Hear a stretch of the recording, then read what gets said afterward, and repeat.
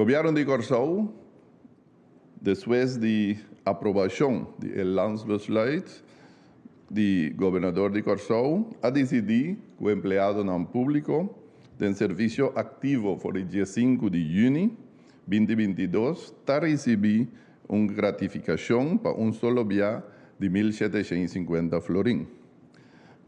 Y esa aquí lo guardo pagar 21 de julio 2022, que está junto con los salarios de julio 2022. A gratificação também está conta para todos que é equivalente a empleado público. Tem exclusão de estão que for de januário 2022, tem bijzondere vrijstelling van dienst, que está geschorst of tem straf disciplinário. Estão que está menos hora que lo que sua função está para pé, lo recebe percentual mara na hora que ela trabalha.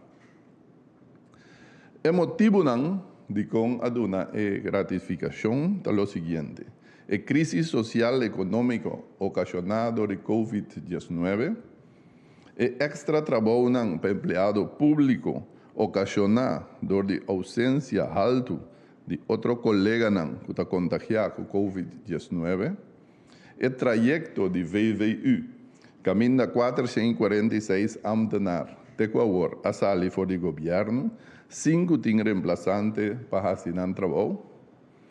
E extra trabalho na implementação do trajeto de reformação do Landspaket. Tasina que o montante que o Ministério paga está reservado em presupuesto supletório de 2022 e essa aqui aguardo garantizar para o ministro de Finanças, senhor Silvânia, colega dele. Tasina que nosso ministro presidente, 30 de junho, que estava a fecha original que nós tínhamos aqui planeado, a pedir indulgência, para ela pedir 12 man, empregado público, para nós por acabar de regla o assunto aqui.